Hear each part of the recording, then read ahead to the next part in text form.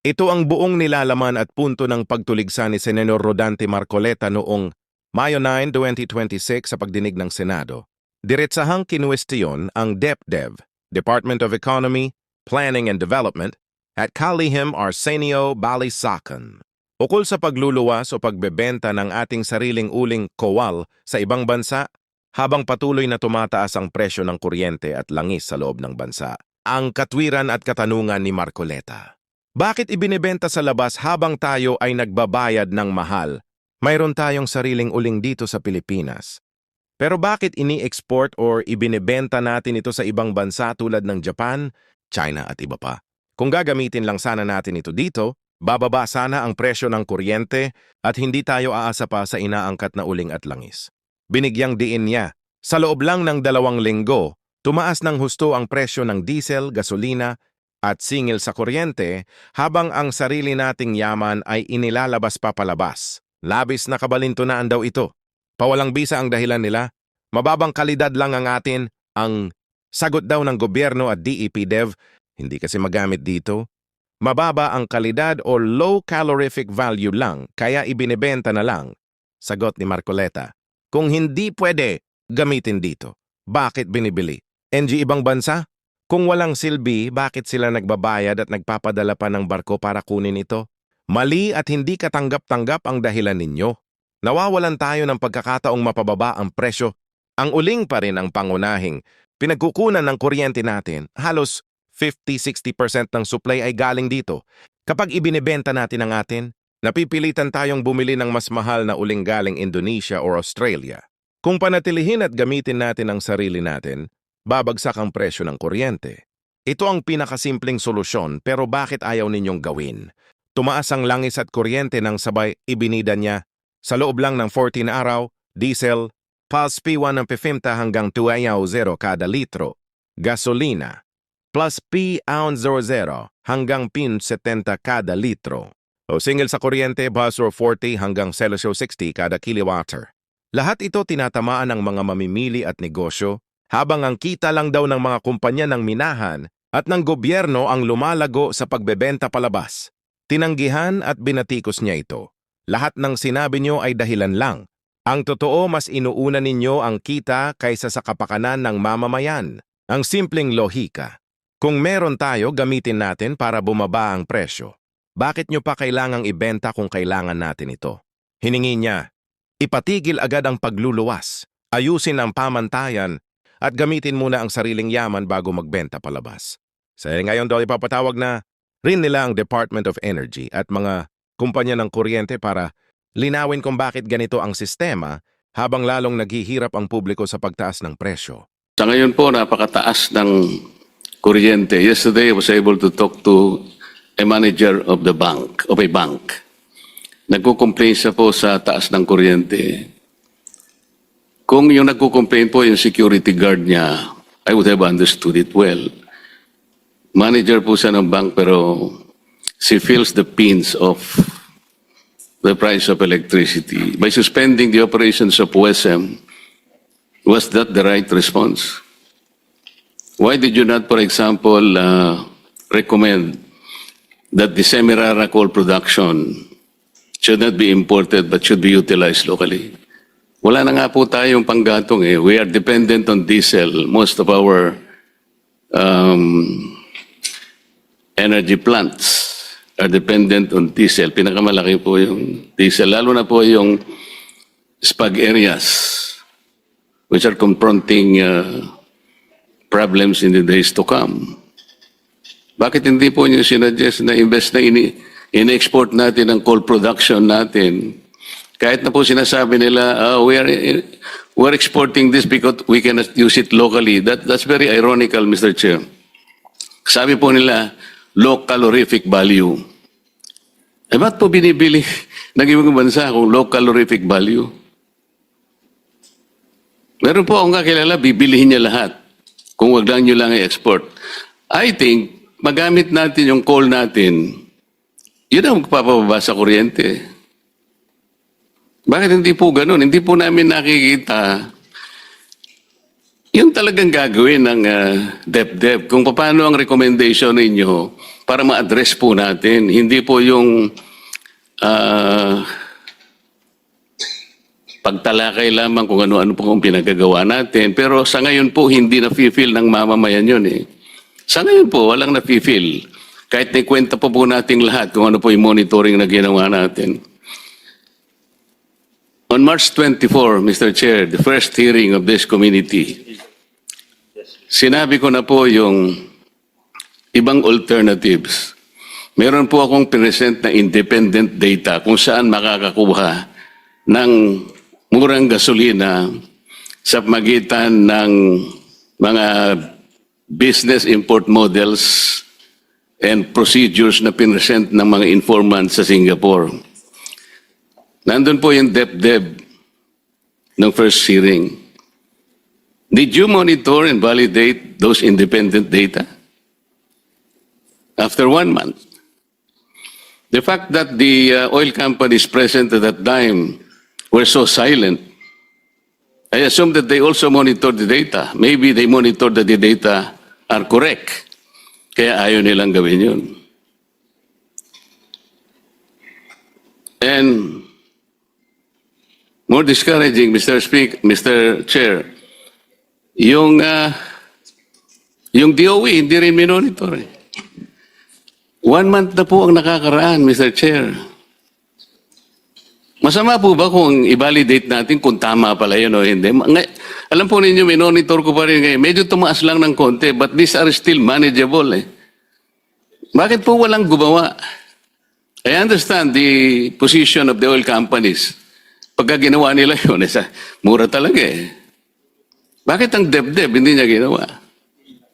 Why did the DOE did not also do it? When I asserted that the oil companies are making at least 3 billion pesos per day, walang sumagot. Nobody disproved me. Kung mali po ako, sabi ko nga sa inyo, I will apologize. Siguro may intindihan naman ako na dahil sa kagustuhan ko lang makatulong, eh baka nagkamali nga yung kuha ko po o pagkakaintindi ko ng data. Why are we not doing this? Sir.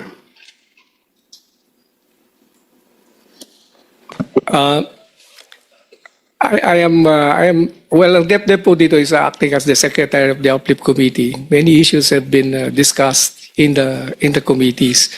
Hindi po ako masyadong privy yung sa internal discussions ng DOE with regards to the specific issue that you mentioned. Maybe they are in a better position to shed light on the matter. Ang DepDep po, while we can validate the numbers, we take the cue from the concerned agencies about the details. Sir, yung sinabi ko pong the oil companies are raking 3 billion pesos per day. Nandun po yung DOE. I was expecting the DOE to check.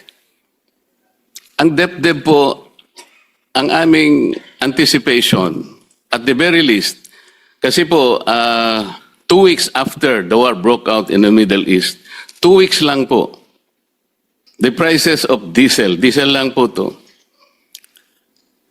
increased from 55 to 125, or an increase of 70 pesos. That's 127%. DOE was unable to explain it. The oil companies present are not willing to explain it. Why? DepDep cannot even look at it. Ang sinasabi ko po, kayo ang national economic architect. Kayo po dapat ang nakakaalam. You are in a position to view the economy as a whole. Kami po sa legislative lang po kami. Hirap din kami. But you have the power, you have the mandate to look at it from a better point of view. Halimbawa po yung sinasuggest nila, well, hindi po namin maiiwasan to expect that the oil companies will use the replacement cost. Sir, I understand that. But I was asking them, what is the appropriate time when this replacement cost should be utilized? 2 weeks pa lang po eh. The President said at the beginning of the the discussion, we have 50 to 60 days, meaning at least 2 months ang stock natin. And I assume those stock were purchased at a lower cost, kaya nga 55 pesos per liter. Naging 125 after 2 weeks. I was asking for an explanation why was so. Explanation lang naman po eh. Mr. Chair, ang mga tao ngayon nagigipit. Gipit na gipit. Nagsisikip pa yung dibdib kasi hindi maintindihan bakit naman po 55 naging 125. I think we owe them an explanation. If you can explain it to me, I will help you explain to our people. Pag na-explica po natin at naintindihan nila, baka yung sikip ng dibdib, yun man lang matanggal natin sa kanila. That is the whole point. Ano po ibig ko sabihin? Ito po yung last price, ito po yung old price, biglang nagkaroon ng replacement cost. Will not Deb, for example, compute what is the precise point where we can allow the oil companies to utilize the replacement cost? Hindi pa po ganun dapat ang tanong. Like an ordinary business enterprise would probably equate it to the EOQ, economic order quantity, which is the square root of 2 times D times S over H. Alam po ninyo yun eh. Basically, it's about material replenishment plan, sort of that. Hindi naman pumutok lang yun, after 2 weeks, bigla mong ginamit ang replacement cost. Nobody explained this to this committee. I assume that until today, this committee has not received any explanation from any oil company. Explanation lang po eh. And the most disappointing point, the DOE was unable to look into this also. Walang report. And here we are. Apektado na lahat ang sektor. Hindi natin malaman, di tayo magkandao-gaga kung paano natin aayusin lahat ang dapat ayusin. Kumalat talaga eh. Because of the chain reaction impact of this problem.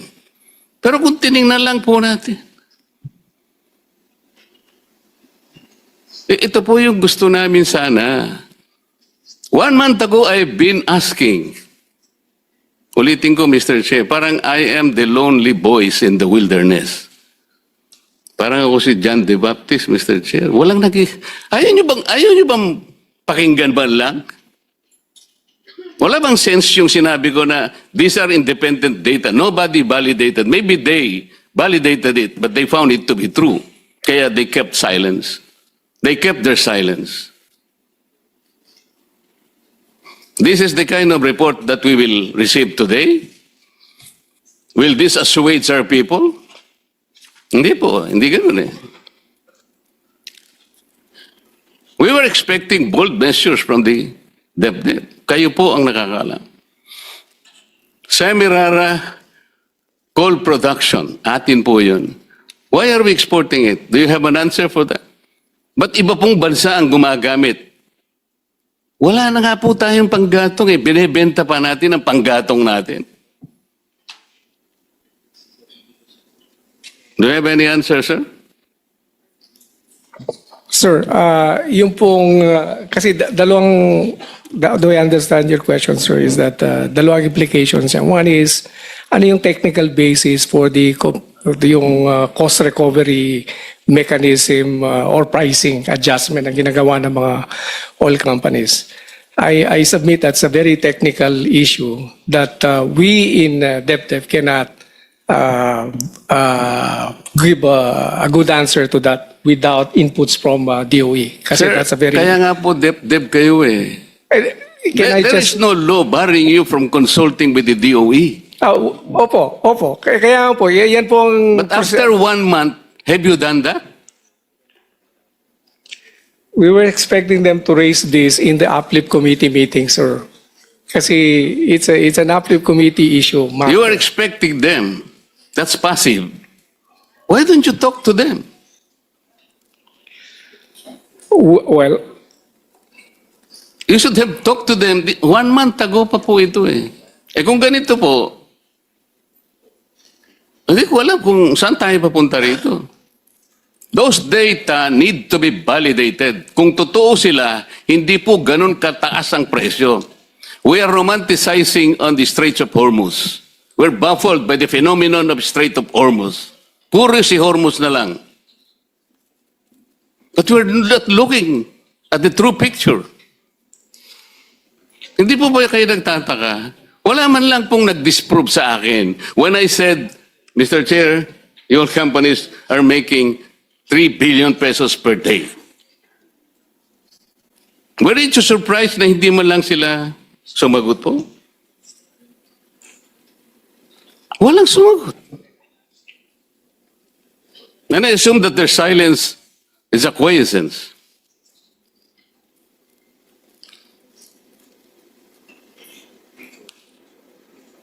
Mr. Chair, yun lang muna, hindi na makasagot. Deb. Thank you, Mr. Chair.